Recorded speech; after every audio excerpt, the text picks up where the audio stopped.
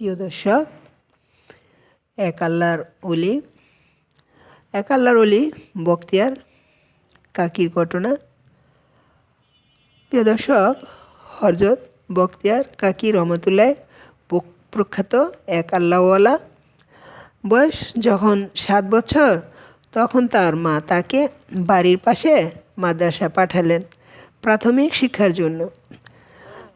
শিক্ষক তাকে পড়াতে শুরু করলেন, বলো ছেলে, আলিফ বা তাসা।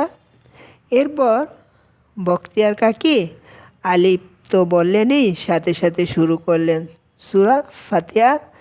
এরপর আলিফ লাম মিম জালিকাল কিতাবু লা রাইবা ফি পড়তে পড়তে 15 পারা শিক্ষককে শুনিয়ে দিলেন।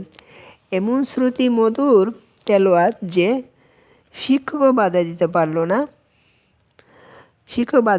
না। প্রিয় দর্শক, তন্ময় হয়ে শুনলেন শিক্ষক। এরপর শিক্ষক বললেন, আরে ছেলে, তোমার মা তোমাকে আমার কাছে পাঠিয়েছেন, রসিকতা করলেন কেন? আর তুমি বা এমন শিশু বয়সে অর্ধেক কোরআন শরীফ মুখস্থ করলে কিভাবে?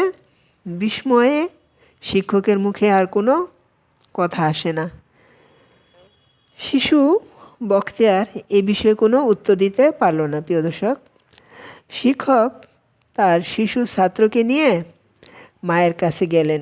পর্দার আড়ালে থেকে বললেন, আপনি আমার সাথে এরকম বিদ্রূপ করলেন কেন? আপনার ছেলে 15 পারা হাফেজ, সে কত ছোট, এই বয়সে 15 পারা হাফেজ করলো কিভাবে? অথচ আপনি তাকে আলিফ বা তাসা বা পড়ানোর জন্য আমার কাছে পাঠিয়েছেন। মা বললেন, দেখুন সম্মানিত ওস্তাদ, যদি আমি জানতাম আমার ছেলে 15 পারার হাফেজ, তাহলে কি আমি তাকে আপনার কাছে পাঠাতাম? আমি তো আজ প্রথম জানতে পারলাম আল্লাহ তাআলা তাকে শিশু বয়সে 15 পারা কোরআন মুখস্থ করিয়েছে। সত্যি এটা বড়ই বিস্ময়কর ঘটনা। প্রিয় দর্শক, এই কথা বখতিয়ার আম্মু ওস্তাদকে বললেন। যে কেউ শুনবে এ কথাই বলবে, কিন্তু আমার কাছে এটা কোনো বিস্ময়কর ঘটনা নয়। কারণ আমার মনে পড়ছে, আমি যখন তাকে দুধ পান করাতাম তখন মৃদু শব্দে ধীরে ধীরে কোরআন তেলাওয়াত করতাম। এই জন্য আল্লাহর অপর করুণায় আমার তেলাওয়াত তার হৃদয়ের মাঝে অঙ্কিত হয়ে যায়।